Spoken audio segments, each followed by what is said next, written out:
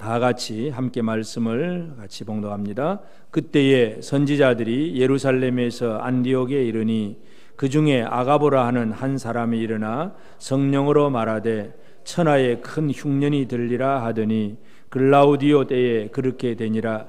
제자들이 각각 그 힘대로 유대에 사는 형제들에게 부조를 보내기로 작정하고 이를 실행하여 바나바와 사울의 손으로 장로들에게 보내니라. 아멘. 하나님의 은혜가 여러분들에게 가득하기를 바랍니다. 이제 오늘 본문에 보면 예루살렘 교회에서 안디옥 교회로 선지자들이 몇 명이 내려와서 그들이 와서 그 중에 이제 아가보라가 하는 사람이 대표적인 인물인데 천하에 큰 흉년이 될 것이다. 흉년 얘기를 합니다.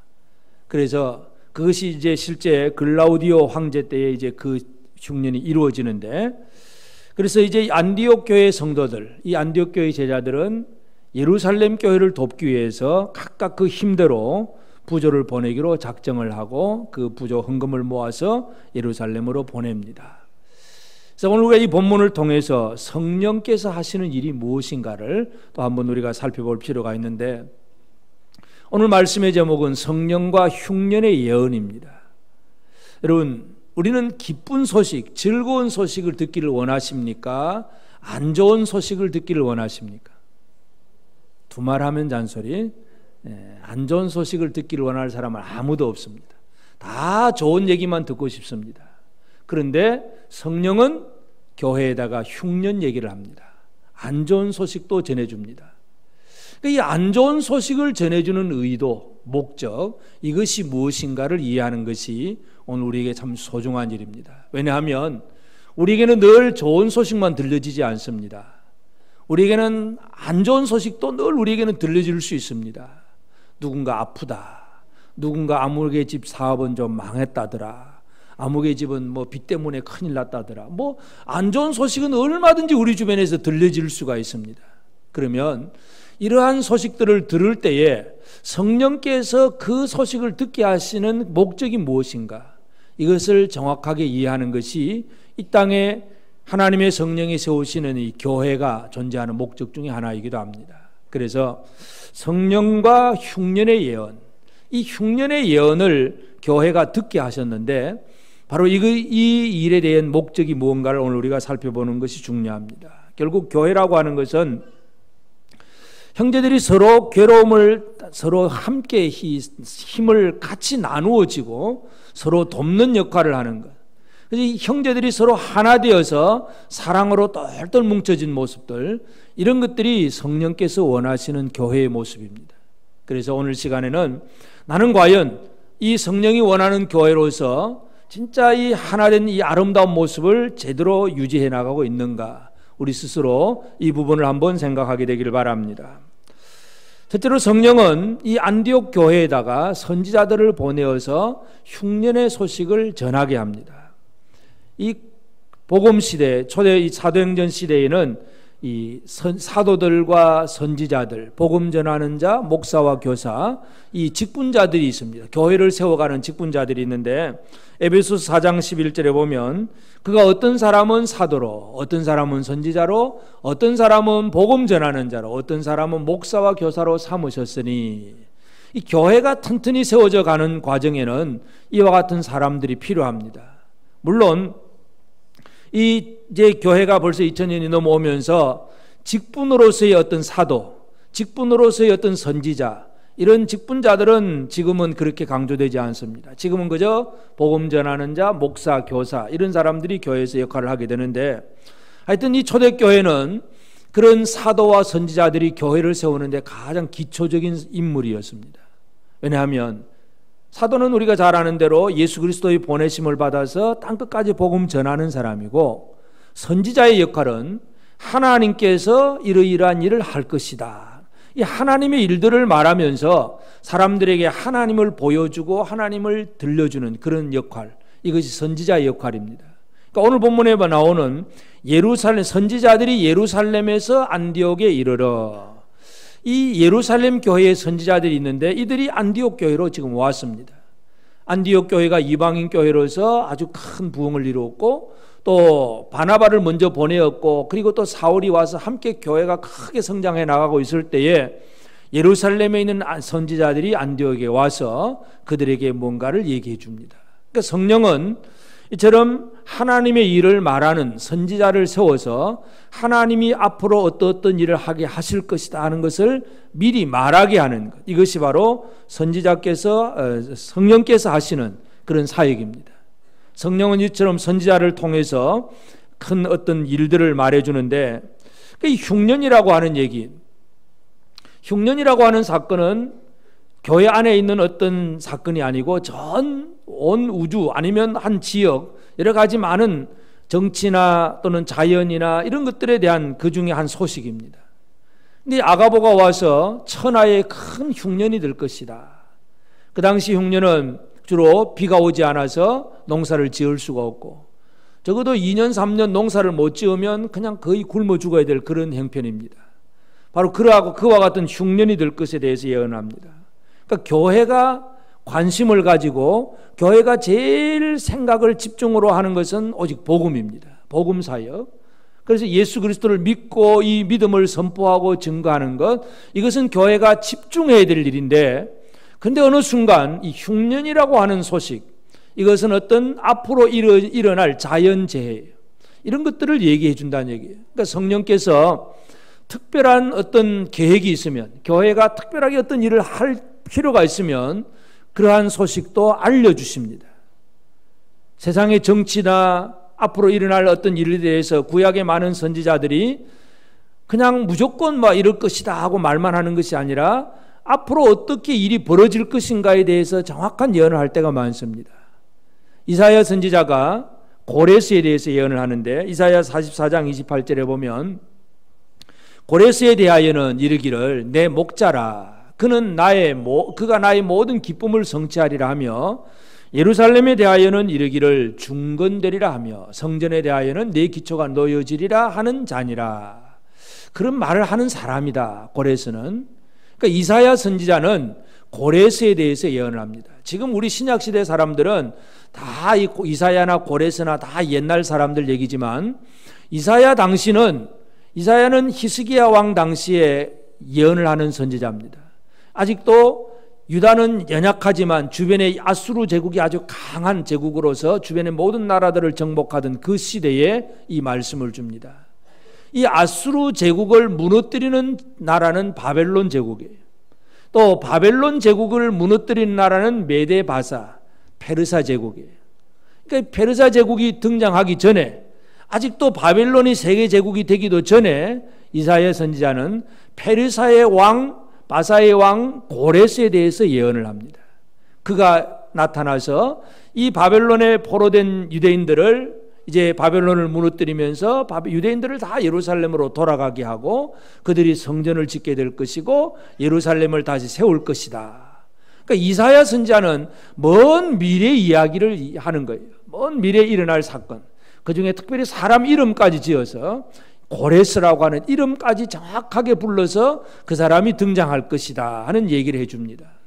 이 예언이라고 하는 것이 그렇습니다. 그러니까 이 고레스의 등장은 세상의 정치예요. 아수르 제국이 무너지고 바벨론 제국이 등장하고, 바벨론 제국이 무너지고 메데바사 제국이 등장하고, 이런 어떤 세계 정치가 바뀌어지고 나라가 바뀌어지는 그 사건 얘기인데, 근데 그 얘기를 미리 해주는 이유가 뭐겠습니까?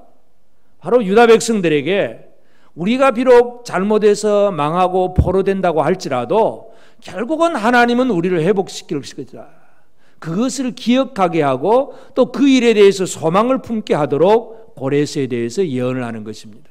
그러니까 세상의 정치적인 어떤 문제, 어떤 사람을 말하든 아니면 자연재해, 기근을 말하든 어떤 일을 얘기하는 것은 그것이 교회 안에서 특별한 뭔가가 필요하면 그런 예언은 분명하게 들려집니다. 세상의 모든 왕들에 대해서 다 말하지도 않습니다. 세상에 일어나는 모든 기근과 재해에 대해서 다 예언하지는 않습니다. 그러나 특별한 경우에 어떤 그런 사건들을 알게 하신다는 거예요. 성령은 어떤 목적을 가지고 교회로 하여금 어떤 사건을 알게 하신다는 이 목적을 잘 이해할 필요가 있습니다. 그리고 이러한 말을 듣고 이제 교회가 어떻게 행동을 해야 되느냐, 이제 이것까지 깨닫게 하시는 것이 바로 성령의 사역입니다. 그러니까 신약의 선지자들이 천하의 흉년이 든다는 그 예언을 하게 되면, 그럼 안디옥 교회 성도들이 그것을 이제 듣고 예루살렘 교회에 있는 그 가난한 유대인들을 위해서 부조를 보내기로 작정을 하고 헌금을 하게 됩니다. 어떤 행동까지 이어지는 것. 결국은 성령이 원하는 목적이 바로 이거예요. 왜 흉년이 중요한 게 아니라 흉년이라고 하는 어떤 사회적인 배경 하에서 교회가 어떻게 서로 연결되고 하나 되느냐, 이것이 중요한 문제입니다. 왜냐하면 그 당시에 교회는 가장 대표적인 교회가 이제 두 교회예요. 물론 다른 지역에도 많은 교회가 세워졌지만 예루살렘은 유대인 중심의 교회고 안디옥은 이방인 중심의 교회입니다. 그러니까 이 두 교회가 아주 쌍벽을 이루고 있는데, 바로 이러한 교회들이 진짜 서로 형제간에 서로 의를 이루고 하나가 될 수 있도록 흉년이라고 하는 이 사건을 통해서 교회의 연합과 일치를 이루어 가시는 것, 이것이 바로 성령께서 하시는 일입니다. 그러므로 흉년은 결코 우리가 원하는 일이 아닙니다. 흉년을 좋아할 사람이 아무도 없지요. 나쁜 소식 듣고 싶은 사람은 아무도 없습니다. 그렇지만 성령은 그 나쁜 소식을 통해서 결국은 교회가 더 힘을 얻게 하고 더 하나님이 원하신 일을 하게 하신다는 이 원리를 깨닫는 것이 중요합니다. 아무런 문제 없이 편하게 잘 먹고 잘 살고 아무런 어려움이 없다. 거기에는 뭐 특별한 어떤 뭐 사랑이라든지 그게 별 필요가 없어요. 그럼 가난한 집 형제들은요, 부모가 물려준 것이 없기 때문에 재산 가지고 싸울 일이 하나도 없습니다. 싸울 재산이 있어야지. 물려준 게 하나도 없는데 그냥 그런 사랑으로 살 수 있습니다. 그런데 많은 유산을 물려준 재벌 자녀들을 보면 늘 싸움입니다. 늘 싸움이에요. 왜 싸울까요? 부모는 별 상관이 없어요. 내가 한테 지금 뭐가 있냐 없냐 이거지요. 그래서 많은 것을 물려주어서 좋은 것이 아니고 우리에게 흉년이든 어떤 가난함이든 질병이든 어떤 어려운 소식이 들려진다는 것, 그것도 결코 우리를 망하게 하는 일이 아니라는 사실을 기억을 해야 됩니다. 이것을 통해서 더 놀라운 일을 이루실 수 있습니다. 그래서 이제 이 성령께서 역사하심으로 이 흉년이라고 하는 사건을 통해서 어떤 사람들이 등장하느냐 하는 것을 우리가 이 본문을 통해서 이해해야 되는데, 제일 첫째는 바로 선지자입니다. 선지자는 하나님의 음성을 듣고 깨닫는 사람입니다. 그래서 이 하나님의 음성을 듣고 깨닫고 그 일을, 그 사실을 다른 사람들에게 말해주는 사람이 바로 선지자입니다. 성령은 바로 이와 같은 사람을 필요로 합니다. 비록 우리는 선지자라고 하는 직분은 안 가졌다고 하더라도 선지자로서의 역할, 선지자로서의 사명은 지금도 우리 모두가 감당해야 합니다. 옆 사람에게 선지자의 역할을 할 수 있겠습니까? 한번 쳐다보시고. 뭔가를 말해줘야 돼요. 선지자는 뭔가 말해줘야 됩니다. 예언을 해줘야 됩니다. 어떤 예언을 해줄 수 있겠습니까? 다 할 수 있어요. 제일 확실한 예언이 뭡니까? 당신은 지금 예수를 잘 믿고 있기 때문에 당연히 천국 갈 겁니다. 그건 너무나 확실한 예언이잖아요. 불신자들 만나면 어떤 예언을 해줄 수 있습니까? 예수를 안 믿으면 결국은 지옥입니다. 망합니다. 이거 분명한 예언이잖아요. 이 선지자 역할이에요. 우리가 선지자라고 하는 직분은 안 가졌다고 할지라도 하나님이 하실 일에 대해서 말하는 역할, 이것은 우리에게 분명합니다. 선지자는 사람을 통해서 뭔가 하나님의 일들을 자꾸 드러내게 하고 전파되게 하시는 것, 이것이 바로 성령께서 하시는 일입니다. 그래서 성령은 선지자를 세웁니다. 근데 물론 이 예언이라고 하는 것은 내가 선지자 되었다고 영원히 선지자 되는 게 아니고 예언은 끝날 때가 있어요. 고린도전서 13장 8절에 보면 사랑은 언제까지나 떨어지지 아니하되 예언도 패하고 방언도 거치고 지식도 패하리라. 사랑은 영원한 겁니다. 근데 예언, 방언, 지식 이런 것들은 잠깐 필요하다가 그 다음에는 없어질 수도 있습니다. 어떤 사람은 자기가 예언하는 거 막 자랑하는 사람이 있어요. 내가 어젯밤에 꿈 꿨는데 네 앞으로 이렇게 될 거야. 막 그러니까 자기는 뭐 많이 아는 것처럼 자랑하는데 아무 자랑할 일이 없는 거예요. 그렇게 쓰임 받는 자체가 자랑할 일은 자기 개인을 드러낼 수 있는 건 아니고 하나님이 말하게 하시는, 성령이 말하게 하시는 것을 그냥 말하는 일에 쓰임 받았다는 그 자체에 그저 하나님 앞에 감사할 뿐이고, 하여튼 성령은 사람을 통해서 말을 하게 합니다. 그래서 그 선지자가 필요했다는 얘기고, 두 번째는 이 안디옥 교회는 그 말을 듣는 사람들인데 29절에 보면 제자들이 각각 그 힘대로 유대에 사는 형제들에게 부조를 보내기로 작정하고, 제자라고 하는 단어를 사용을 합니다.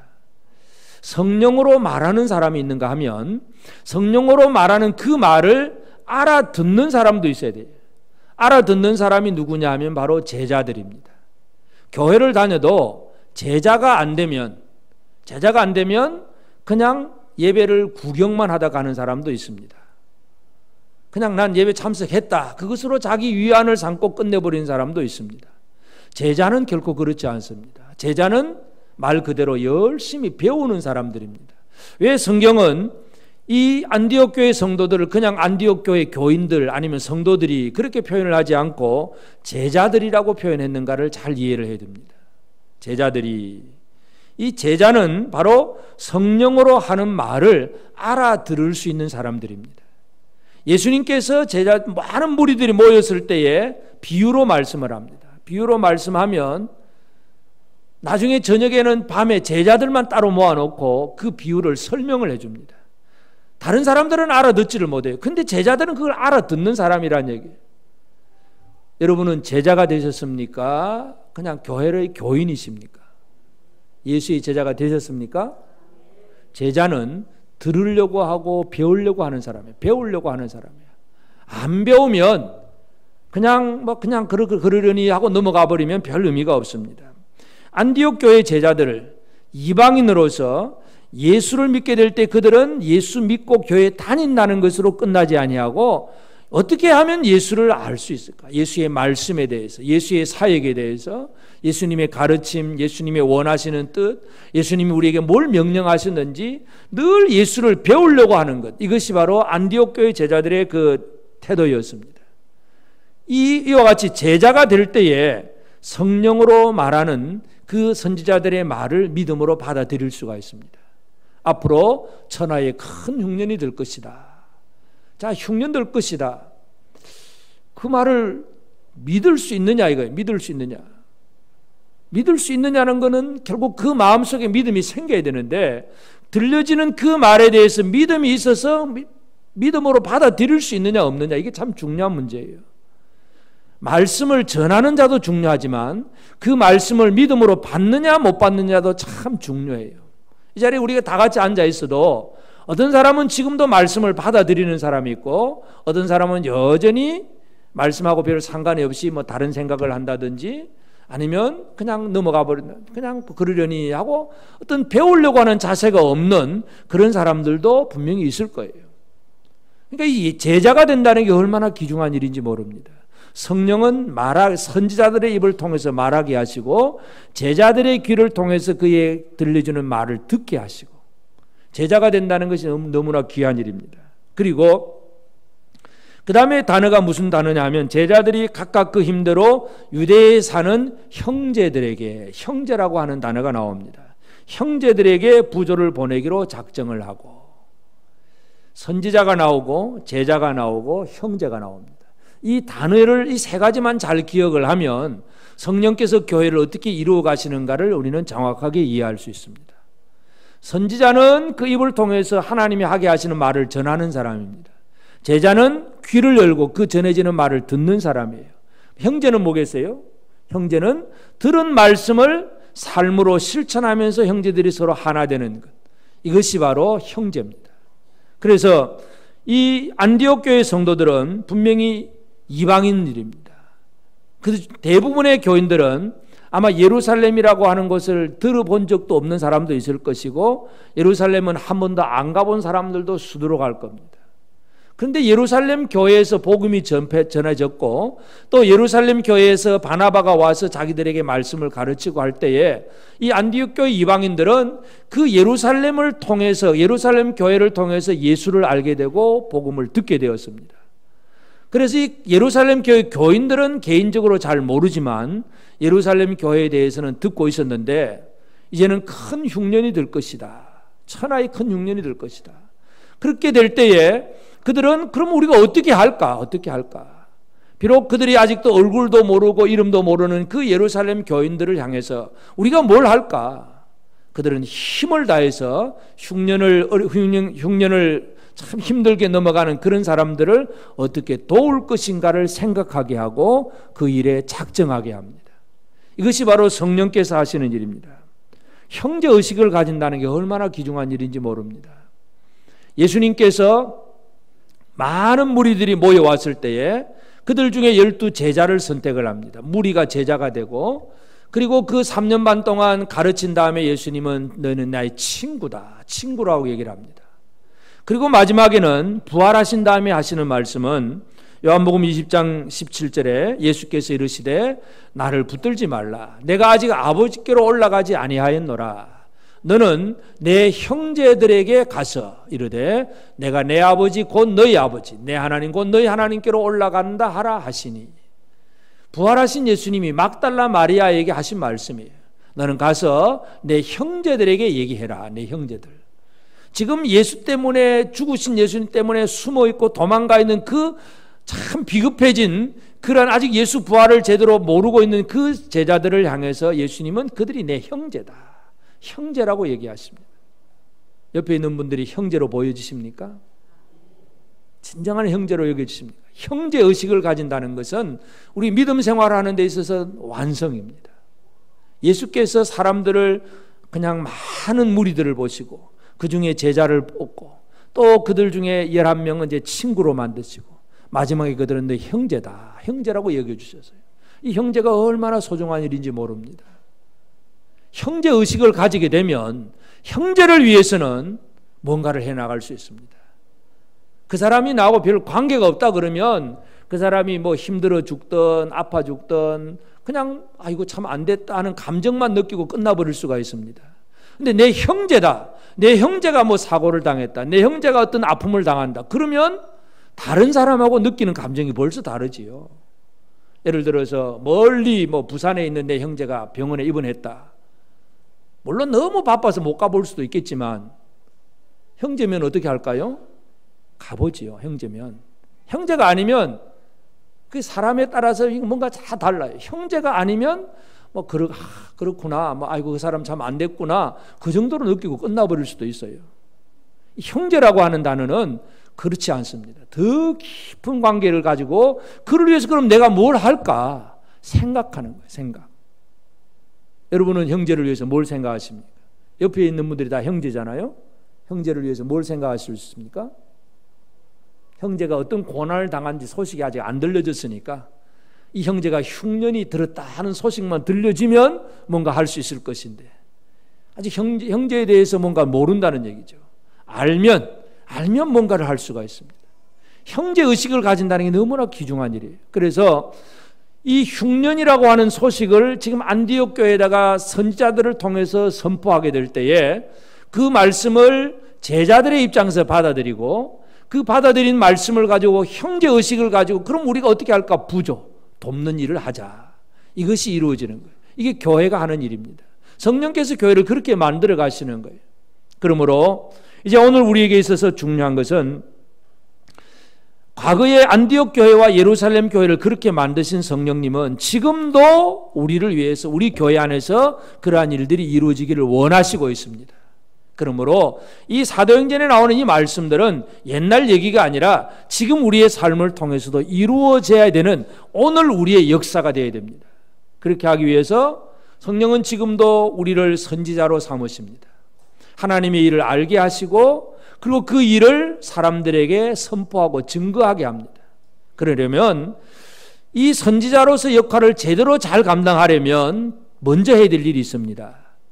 아무것도 모르면서 본 것도 없고 깨달은 것도 없고 듣는 것도 없으면서 할 말이 할 말은 없습니다. 선지자의 역할은 제일 먼저 어디에서부터 시작되느냐 하면 듣는 데서부터 시작합니다. 들어야 되고 봐야 뭔가 할 말이 있잖아요. 듣지도 않고 보지도 않으면서, 내가 말씀을 듣지도 않으면서 어떻게 다 가서 말씀을 전하겠어요? 개인적으로 성경을 읽든 설교를 듣든 하여튼 뭔가 이 말 듣고 보는 것, 이 일이 먼저 이루어져야 선지자로서의 역할을 감당할 수가 있습니다. 이스라엘 사사시대의 마지막 사사이고 제사장인 엘리의 모습을 보면 사무엘상 3장 2절에 엘리의 눈이 점점 어두워가서 잘 보지 못하는 그때에 그가 자기 처소에 누웠고, 엘리는 사사하면서 제사장입니다. 온 이스라엘 민족을 잘 영적으로 이끌어가야 될 그러한 영적 지도자입니다. 그런데 엘리의 눈은 점점 어두워갑니다. 물론 육신의 눈도 어두워져 가지만 영적인 눈도 어두워하는 그런 모습을 얘기합니다. 그러니 보이는 게 없으니까 사람들에게 해줄 말이 없는 거예요. 들려지는 것이 없으니까 해줄 말이 없는 거예요. 여러분은 듣는 일이 많으십니까? 들려지는 일이 많으십니까? 별로 안 듣고 사십니까? 하나님께서 무엇을 어떻게 이루실 것인지, 하나님이 어떤 일을 하실 것인지 듣는 일, 이것이 얼마나 소중한가를 기억해야 됩니다. 경청을 해야 됩니다. 엘리가 이와 같이 눈이 점점 어두워가서 보지 못합니다. 그런데 그때에 하나님은 어린 사무엘을 들어 사용합니다.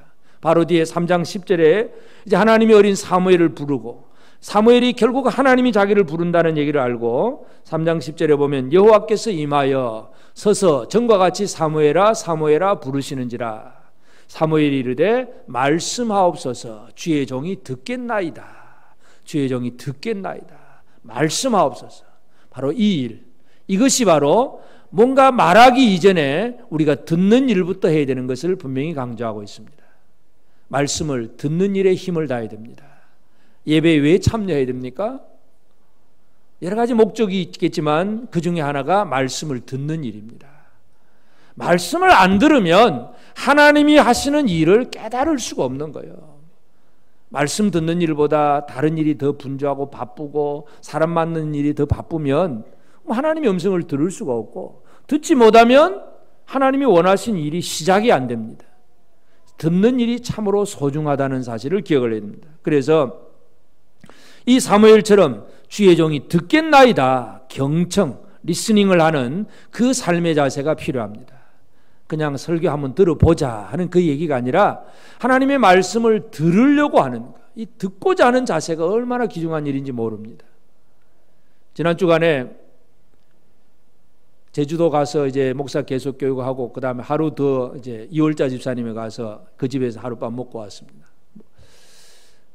하여튼 그 집사님 온 식구들이 이제 하는 그 내용 중에, 그 상담하는 내용 중에 하나가 이 참 말씀을 제대로 들을 데가 없다. 이게 참 고민이라. 그래서 지금 다니는 교회도 한 6개월 다녔는데 또 어디 또 다른 데 가봐야 되겠다고, 어디로 가야 될런지.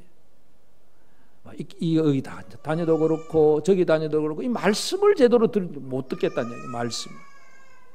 근데 참 안타까운 심정이긴 하지만 그래도 제 속마음에 참 감사하다. 그 뭔가 진리의 말씀을 들으려고 하는 그런 마음을 가지고 있구나. 참 감사한 일이다. 그렇지만 제가 안타깝게도 그 제주도 안에서 어디 가야 됩니다 말해줄 때가 저도 아는 곳이 없어서 말을 못 해주고 그냥 와버렸는데 참 안타까운 일이에요. 그래도 하여튼 뭔가 말씀을 들으려고 하는 거, 이거 얼마나 귀한 일인지 몰라요. 여러분, 하나님의 말씀을 들으려고 하는 자세가 되어지기 바랍니다. 그리고 이제 이 들으려고 하면 누구를 통해서 들려지는 말을 들어야 되느냐, 이게 또 중요하죠. 누구를 통해서. 그래서 이곳저곳으로 막 다녀봐도 진짜 하나님의 말씀을 들을 수 없다면 참 영적으로 이제 기갈이 되어버리면 참 고생입니다. 그래서 누구를 통해서 들려지는 말을 들어야 되느냐, 제자의 입장에서는 이제 하나님의 음성을 들려주는 자와 함께하는 것이 가장 중요합니다. 고린도전서 15장 33절에 보면 속지 말라, 악한 동무들은 선한 행실을 더럽히나니. 악한 동무들이 선한 행실을 더럽힌다. 여러분, 이 말이 무슨 말일까요? 악한 동무들이 선한 행실을 더럽힌다. 여러분은 악한 동무가 있습니까? 선한 동무가 있습니까? 동무. 성경이 동무라는 단어가 별로 안 나옵니다. 여기 딱 한 번 나오네요. 동무. 저 북쪽에 있는 우리 동무들이 동무 좋아하지요. 근데 그 동무들은 진짜 원어는 동무의 의미가 아니고, 이 동무라고 하는 그 헬라어 원어가 호밀리아라고 하는 단어인데, 이 호밀리아에서 라틴어 호밀리틱스가 나오는데, 설교학이라고 하는 학문의 이름이 호밀리틱스예요. 그러니까 동무가 설교예요, 설교. 근데 영어 성경은 이것을 커뮤니케이션, 서로 의사소통하고 교제하는 그것으로 번역을 해놓았습니다. 악한 동무라고 하는 것, 결국은 악한 동무, 선한 동무가 뭐냐 이거예요. 동무는 말씀을 전해주는 사람이에요. 말씀을 전해주는데, 설교인데, 이 악한 동무는 하나님의 말씀이 아니라 다른 걸 전해주는 사람이에요. 목사가 자기 자랑이나 했다든지, 아니면 성경하고 전혀 상관없는 진리가 아닌 다른 얘기만 해주면 그건 악한 동무는 거예요. 악한 동무의 말을 듣고 쏘고 넘어가면 어떻게 되느냐? 진리가 아닌 거 듣고 그것이 진리인 줄 알고 그냥 넘어가다 보면 결국 자기의 선한 행실이 다 더럽혀진다는 얘기예요. 그러니까 결국은 진리를 말해주는 그 말을 들을 수 있는, 진리를 말해주는 선한 동무와 함께 한다는 것이 얼마나 큰 복인지 모릅니다. 여러분, 우리는 이 세상에는 지금도 많은 사람들이, 전에도 한번 말씀드렸지만 가나안 교인 아시지요? 안나가 교인들 그냥 말씀을 들을 때 말 듣고 싶어요. 영적인 걸 갈급을 하면서도 이 교회도 마음에 안 들고 저 교회도 마음에 안 들고, 그래서 그냥 도중에 집에 있고 인터넷으로 그냥 방송 설교만 듣고 그것도 마음에 안 들어서 그냥 혼자 성경만 쳐다보고 있는 사람들, 그런 사람들이 많다는 얘기를, 참 안타까운 얘기를 들어봅니다. 참으로 그러한 것이 나타나는 현상이긴 하지만 사도 바울은 분명히 고린도 교회를 향해서 악한 동무가 있다. 이 악한 동무, 진짜 하나님의 말씀을 제대로 듣지 못하면 선한 행실이 더럽혀질 것이다. 그 얘기예요. 그렇기 때문에 제자의 입장에서는 뭐가 되겠습니까? 제자 입장에서는 진짜 진리의 말씀을 전해주는 자와 함께 한다는 것, 이것이 가장 소중한 일입니다. 그래서 우리가 이 하나님의 음성을 제대로 들을 수 있다는 것, 그것이 얼마나 큰 복인지 모릅니다.